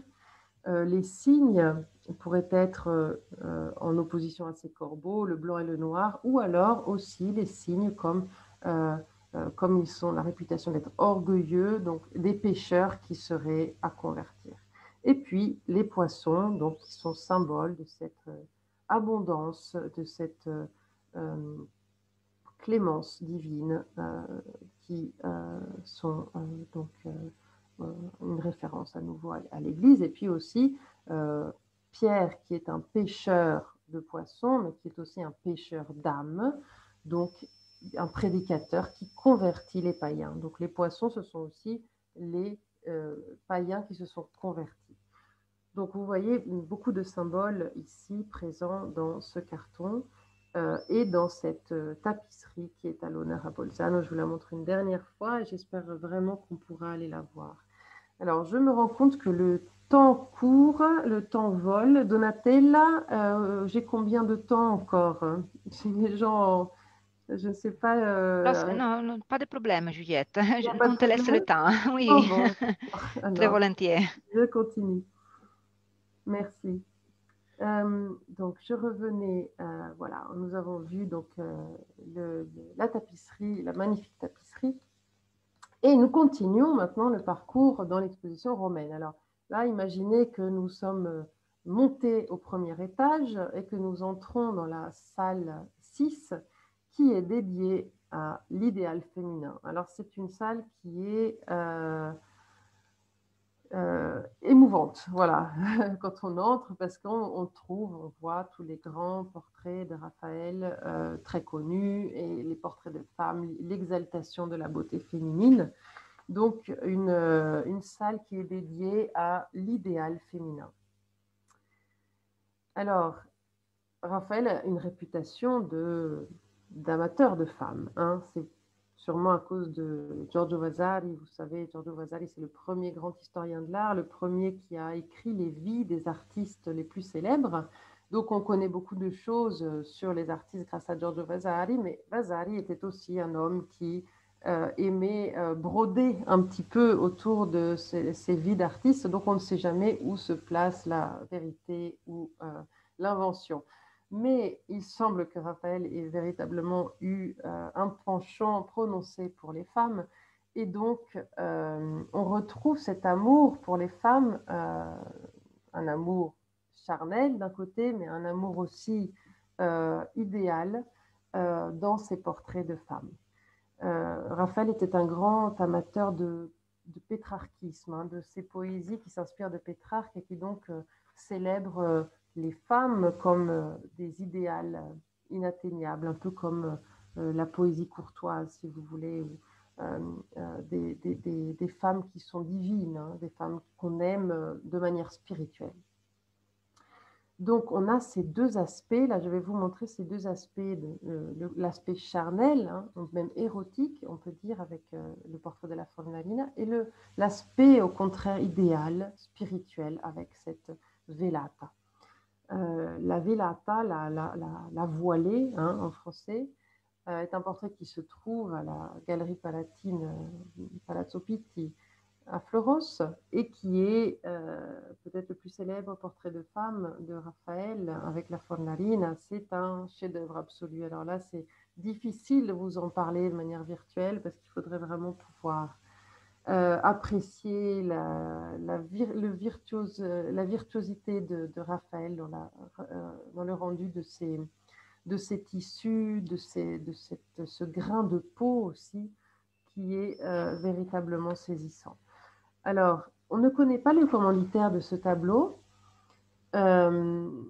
Il a été vu très tôt par Giorgio Vasari, justement chez un collectionneur romain qui s'appelle Matteo Botti. Donc on ne connaît pas l'identité du commanditaire, on ne connaît pas l'identité de cette femme. Et on a interprété ce portrait comme le portrait de sa maîtresse, certains. En fait, on ne sait pas exactement, mais je voudrais vous inviter à une interprétation qui peut être plus intéressante, plus juste, et qui s'accorde mieux avec ce qui se passait dans la peinture italienne à cette époque. Je veux dire que les tableaux sans sujet ou les portraits sans véritable sujet commencent à se diffuser à cette époque. Dans la peinture vénitienne, Titien notamment va créer des portraits de femmes qui sont anonymes. On appelle ça les belle, la bella, les belle donne. Dans les inventaires des collections, on n'a pas forcément un nom. On sait juste que Titien, alors je vous la montre, hein, voilà, la bella, c'est un exemple de ces tableaux dont on pense aujourd'hui qu'en fait, il n'y a pas vraiment un sujet, une femme précise. Il y avait peut-être un modèle, mais le modèle, ce n'était pas le portrait du modèle. Le modèle servait à représenter une beauté féminine idéale. Donc, comme aujourd'hui, on mettrait le poster d'un mannequin, si vous voulez, à la maison, parce qu'on la trouve belle, parce qu'elle nous inspire, là, il y avait des tableaux qui étaient faits, non pas pour représenter une personne précise, mais tout simplement pour le plaisir de pouvoir regarder une belle femme. Donc, il est possible, excusez-moi, je vais dans le mauvais sens, il est possible que cette femme voilée, en réalité, soit tout simplement l'exaltation de cette beauté idéale qui nous donne, qui nous inspire, qui pouvait inspirer le commanditaire. Alors, c'est une hypothèse, hein. Il y a peut-être un véritable sujet. En tout cas, ce qui est sûr, c'est que l'effet produit par cette femme voilée, cette voile velata, est celui-ci, celui d'une beauté idéale. Il y a des petits détails ici que je peux vous montrer pour mieux vous faire apprécier la délicatesse, hein. On est vraiment devant une peinture de très très haut niveau. La délicatesse dans la représentation de ses cheveux, par exemple, ces cheveux qui sont sortis de cette coiffure parfaite. La perle qui est symbole de perfection, qui peut faire une allusion à la virginité aussi. Et qui est comme une tache de couleur dans ses cheveux, de couleur, non, de lumière dans ses cheveux noirs.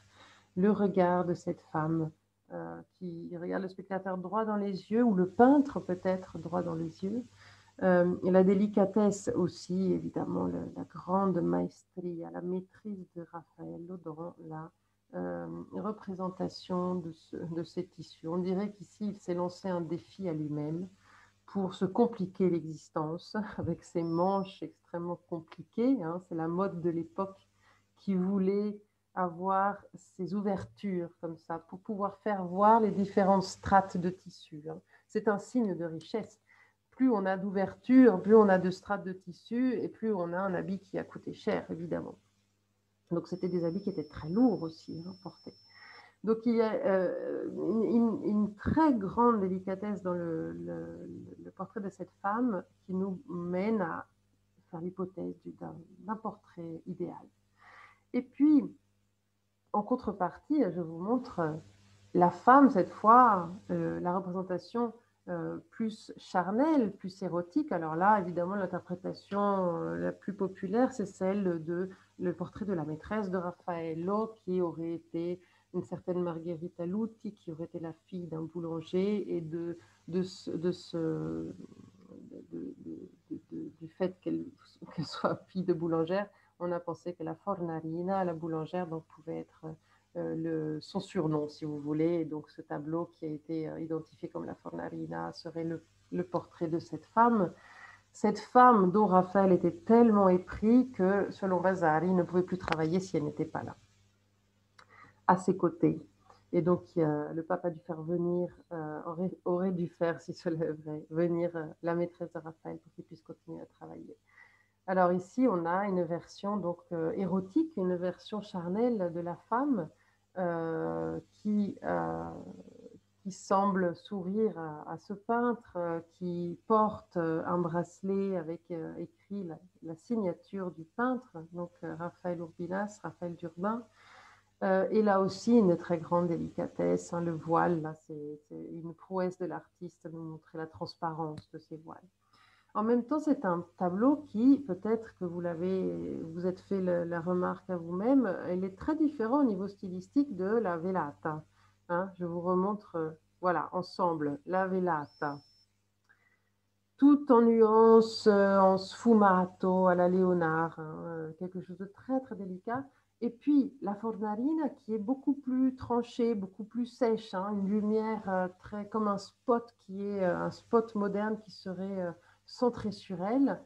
Donc un style qui est très différent. Alors ça a mené certains historiens de l'art à faire l'hypothèse que ici il y a plus la main de Giulio Romano que la main de Raphaël. Bon, on ne sait pas vraiment, mais ce qui frappe aussi, c'est regarder ces trois portraits de femmes. La pose est la même, avec cette main sur le cœur, hein, le bras droit posé sur le cœur, hein, à gauche. Et puis la pose, donc, qui pourrait être le symbole de l'amour, hein, ou de la sincérité. Et puis le regard aussi qui se ressemble, et même la physionomie quelque part. Hein. Quelqu'un a hypothisé aussi que ces deux femmes étaient la même en réalité. Regardez cette coiffure avec le turban, la petite perle. Donc on retrouve comme une déclinaison de cette beauté idéale dont je vous parlais tout à l'heure. À travers ces portraits, on retrouve des types qui se répètent, qui se rejoignent et qui nous mènent à penser que voilà, Raphaël décline la perfection féminine, selon lui, à travers ces tableaux. Alors, je vais aller un peu plus vite. Je suis désolée, j'ai un peu dépassé les temps. Je pensais faire un peu plus rapidement. Mais nous allons quand même voir un aspect qui tenait beaucoup à cœur au commissaire de l'exposition, c'est-à-dire Raphaël architecte. Raphaël architecte, donc moins connu que le Raphaël peintre, et pourtant il a eu des commandes prestigieuses.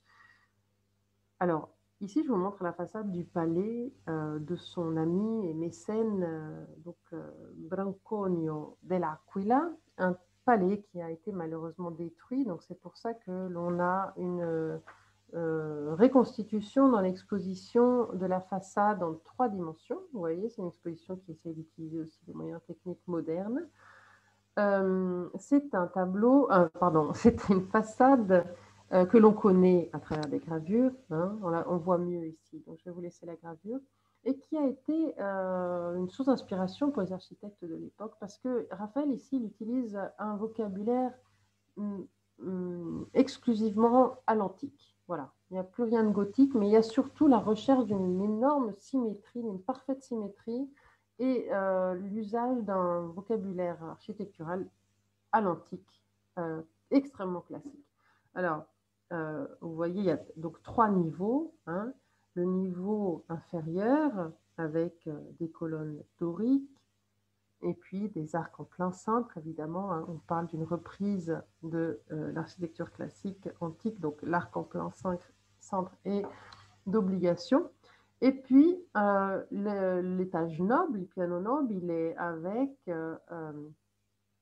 toute une série d'une alternance de niches et de fenêtres, avec des frontons tantôt triangulaires, tantôt semi-circulaires, vous voyez, et puis des colonnes qui sont ioniques, il me semble, hein, je vois les volutes là. Donc, vous savez, selon le vocabulaire classique, l'étage inférieur dorique, ensuite ionique et corinthien en haut. Alors ici, on n'a pas l'étage corinthien, mais on a bien le dorique et le ionique. Et puis une frise ici qui est assez fantaisiste, elle, où on reconnaît des médaillons à l'antique, hein, comme des empereurs romains, donc qui reprennent encore ce vocabulaire antique. Alors, Raphaël, donc ici, a réalisé une façade qui va servir vraiment de modèle pour les architectes du renouveau de l'antique. Ensuite, il a une commande prestigieuse, c'est Villa Madame, qui est pour le cardinal Jules de Médicis.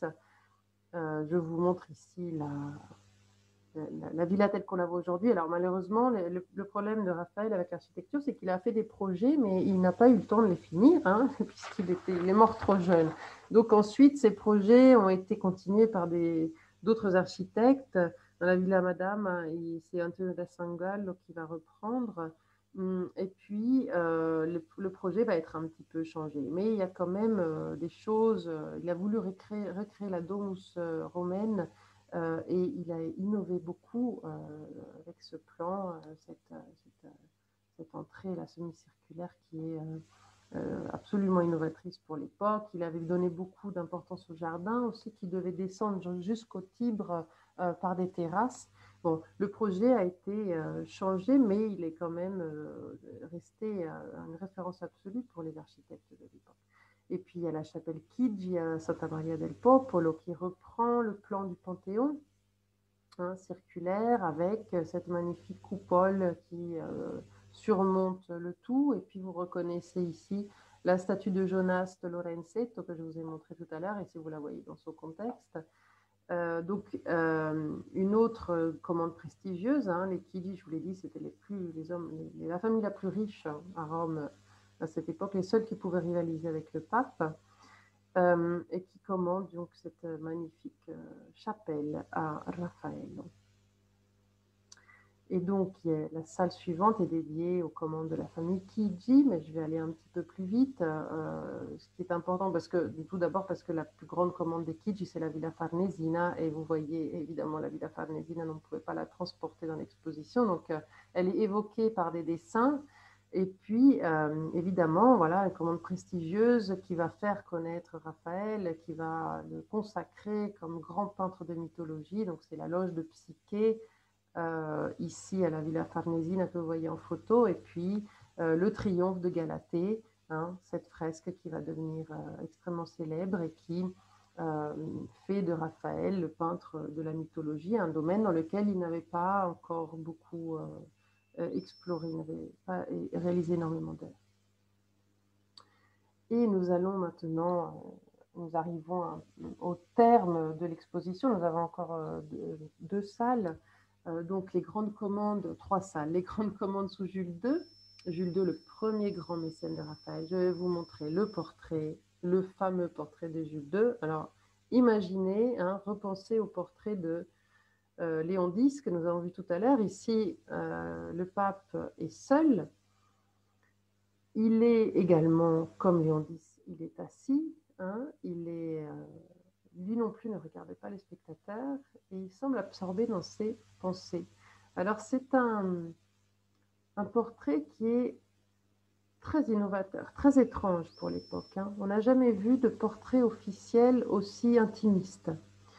Vous voyez que le pape, contrairement à Léon X qui semblait regarder vers le futur, hein, ici il a les yeux baissés, vraiment absorbé dans ses pensées. Il a l'air presque préoccupé lui aussi.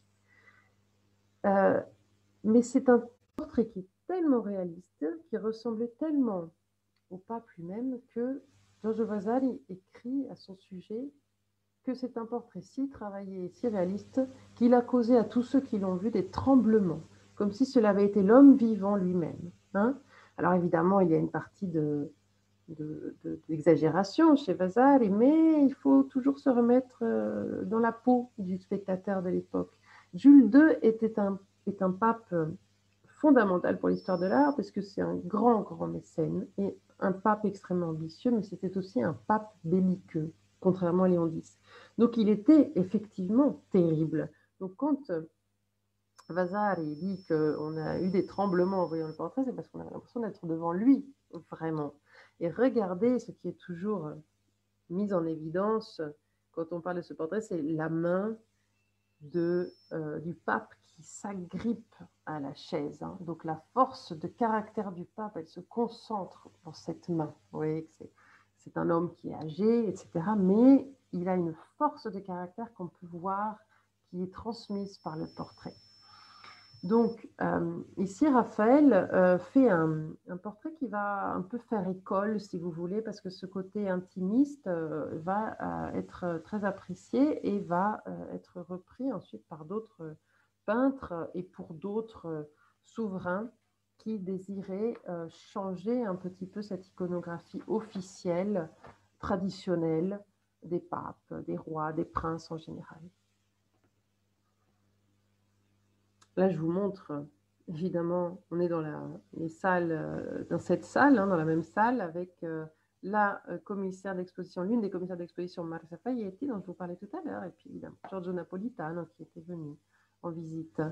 Et nous allons regarder cette Madonna d'Alba, qui est toujours dans la même salle, dans les mêmes années. Hein. C'est un tableau qui a été réalisé quand Raphaël est à Rome. Alors, je ne vous l'ai pas dit, il arrive à Rome en 1508. Et il va commencer donc à travailler pour Jules II et à faire les fameuses stanze, les chambres de Raphaël. Donc là aussi, hein, je ne vais pas en parler puisque je parle de l'exposition et il faudrait des heures et des heures si on voulait parler de tout. Mais pensez bien que Raphaël était très occupé par ces fresques extrêmement importantes pour lui, pour le pape Jules II. Mais il travaillait en équipe. Hein, il y avait tout un atelier de collaborateurs qui étaient avec lui pour réaliser les fresques. Donc, ça ne l'empêchait pas de pouvoir aussi travailler sur des commandes privées. Alors ça, c'est un exemple, la Madonna d'Alba, d'une commande privée. Je passe un petit peu rapidement, mais c'est pour vous montrer. Je pense que vous voyez bien l'évolution stylistique hein, en sens inverse. Ici, Raphaël est encore très proche de la peinture florentine et il est encore dans quelque chose de très, très doux, très harmonieux, proche donc des premières peintures que l'on va voir maintenant au fur et à mesure que l'on avance. Et il se réfère notamment à Léonard toujours. Donc vous voyez là, c'est ce qu'on appelle la Vierge de l'humilité, parce qu'elle est, c'est une iconographie particulière de la Vierge à l'enfant, mais assise par terre. Hein. L'humilité, humilité, ça vient de humus, la terre en latin. Donc elle est assise par terre et elle a Saint Jean-Baptiste et Jésus dans le tableau de Raphaël. Et on voit qu'il s'est inspiré hein, de Léonard, mais qu'il il interprète de sa manière quand même ce sujet. Donc les paysages, hein, le sfumato de Léonard, la perspective aérienne, atmosphérique, on la retrouve chez Raphaël, mais de manière beaucoup moins nuancée, beaucoup plus dessinée. Hein. Raphaël est un grand dessinateur et même dans sa peinture, on retrouve l'importance de ce contour des formes. Et nous sommes dans la avant-dernière salle, et nous sommes à Florence. Alors là, Raphaël arrive à Florence en 1504.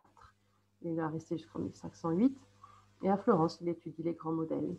Alors je vous montre un petit peu comment il réinterprète ces modèles par une comparaison. Par exemple, à droite, vous voyez la Madone du Grand-Duc de Raphaël, et à gauche, Sandro Botticelli, la Madone de la Loge.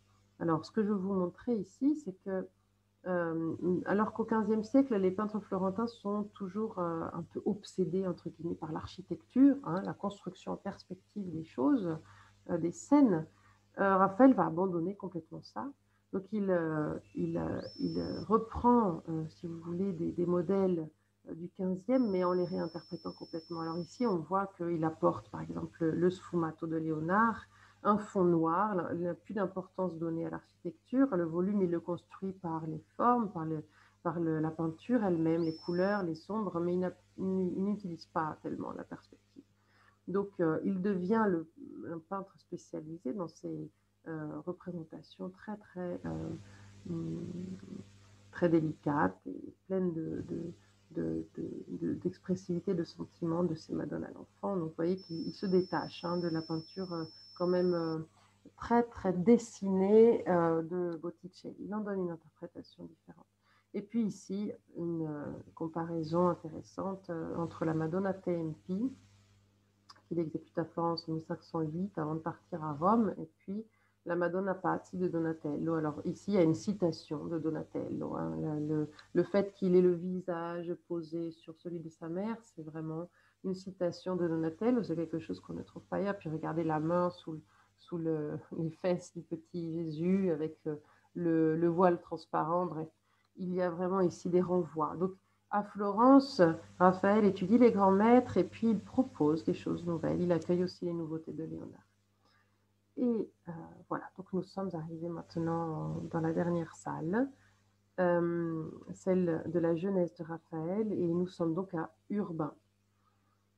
Urbain, une ville qui à l'époque est fourmillante hein, d'art grâce à la famille de Montefeltro. Le père de Raphaël était lui-même peintre et poète, Giovanni Santi, et donc Raphaël a grandi dans ce milieu artistique et littéraire. Je vous montre cette dame à la licorne qui est très connue hein, de Raphaël, et je vous montre aussi comment il l'élabore. Hein, là, c'est la jeunesse de Raphaël, mais il a déjà eu l'occasion de visiter l'atelier de Léonard, et puis il reprend, vous voyez le dessin au milieu, ça c'est le dessin que Raphaël fait de la Joconde, ou en s'inspirant de la Joconde, une étape intermédiaire, si vous voulez, entre la Joconde et la Dame à la licorne. On reprend exactement la même pose, aussi le même regard, mais vous voyez combien l'interprétation est différente. Hein. La Joconde est tout en nuances et un petit peu aussi de mélancolie, une chose très particulière, alors que chez Raphaël, c'est la luminosité, quelque chose de très solaire, qui est très différent de Léonard. Donc il s'en inspire, mais il s'en détache en même temps. Et puis, ce feuillet, alors ça c'est la première œuvre connue de Raphaël, qui est très intéressante parce qu'on voit déjà, il a une quinzaine d'années, et on voit déjà la maîtrise. Hein, vous savez, peindre, dessiner une main, c'est ce qui est le plus difficile. Hein, on a beaucoup d'études de mains, de peintres, Dürer, d'autres. Ici, il peint sa propre main hein, et il est en train de s'exercer sur la première chose qu'il peut trouver. Il dessine avec la main droite sa main gauche, et puis peut-être le portrait d'un jeune homme qu'il a vu, peut-être un garzone de la bottega dans laquelle il travaille. Et voilà, et le tout dernier tableau de cette exposition, c'est l'autoportrait de Raphaël, qui a été choisi pour clore l'exposition parce que c'est ce visage éternel, la jeunesse éternelle, ce visage qui exprime justement la grâce, la bonté. Grazia, studio, bellezza, ottimis costumi, ce sont les qualités qui étaient reconnues à Raphaël pendant sa vie. Et c'est cette image qui va rester, qui va entrer dans la légende et qui va caractériser Raphaël. Donc Raphaël, l'éternelle jeunesse, l'éternelle grâce. Et dans cet autoportrait qui nous regarde justement, il semble encore nous dire 5 siècles après qu'il est ce peintre, le divin pittore, celui qui a tant apporté à Rome et qui est encore aujourd'hui peut-être le plus grand artiste de la Renaissance, dans le sens qu'il s'est illustré dans tous les domaines, sur tous les supports et de manière toujours excellente. Voilà, je vous remercie. Je remercie Donatelle, je remercie le public. Je vais peut-être laisser la parole si quelqu'un veut intervenir. Merci Juliette, je voulais te remercier pour ta exposition vraiment très riche, très claire, qui nous a permis de mieux connaître l'artiste et ses œuvres. Merci beaucoup. Se qualcuno ha delle domande le può fare anche in italiano, quindi come preferite, ben volentieri Giulietta è a disposizione. Magari, non so Marina, se sei ancora collegata, dato che tu ci hai guidato nell'esposizione di Raffaello a Bolzano, se hai qualche domanda.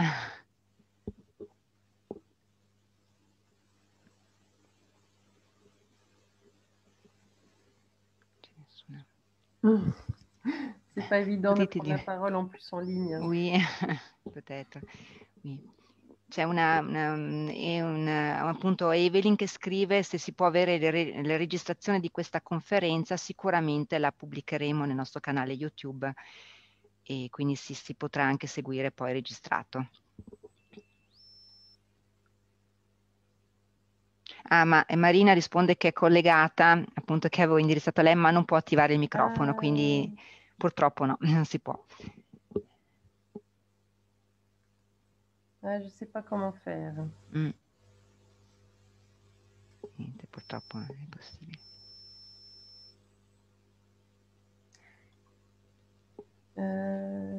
Maintenant, je peux parler. Je pense que... Marina, Merci, bonsoir, c'était très intéressant. Sûrement, j'ai pris quelque chose à nouveau. Je vais utiliser pendant mes visites guidées. Merci. Scusami, Matteo, se puoi, no, perché ho il video, se puoi solo spostarti perché sono in conferenza. Excusez-moi.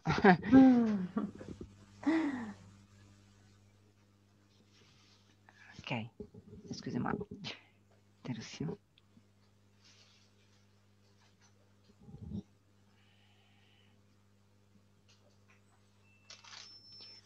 Se non ci sono domande, salutiamo allora la relatrice Juliette. Grazie veramente per essere stata con noi. C'est un plaisir. Merci beaucoup. J'espère à une prochaine fois et j'espère surtout pouvoir venir à l'exposition. Très volontiers. Merci.